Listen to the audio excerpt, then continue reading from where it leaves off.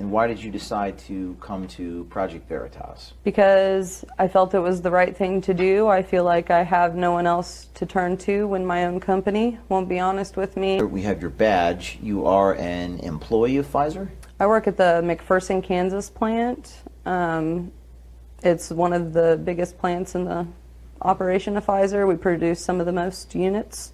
This message from Vanessa Gilman. From the perspective of corporate affairs, we want to avoid having the information on the fetal cell lines floating out there. We believe that the risk of communicating this right now outweighs any potential benefit that we could see, particularly with general members of the public who may take this information and use it in ways we may not want it out there. We have not received any questions from policymakers or media on this issue in the last few weeks, so we want to avoid raising this if possible. Wow. We believe that the risk of communicating this right now outweighs any potential benefit we could see.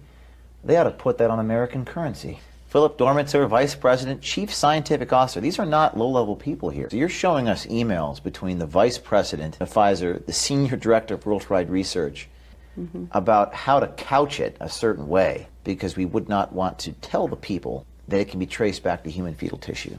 There is concern among some Catholic bishops and some evangelicals as well that the cell lines that were used to develop certain vaccines, particularly Johnson & Johnson, came from aborted feces, came from aborted babies. Let's just say it out loud. So what exactly is your answer to that? I mean, there are people that don't want any connection there with abortion and vaccines.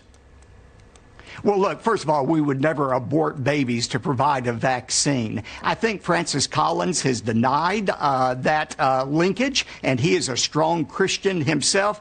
But, David, if we're talking about something from babies that were already aborted, I would just remind people the whole Christian message is that Christ, who was innocent, died for us and brought something good out of that unjust death. And I think if lives can be saved, even from the unrighteous killing of a baby, that there's something to be gained there. So I would not refuse the vaccine on that point alone.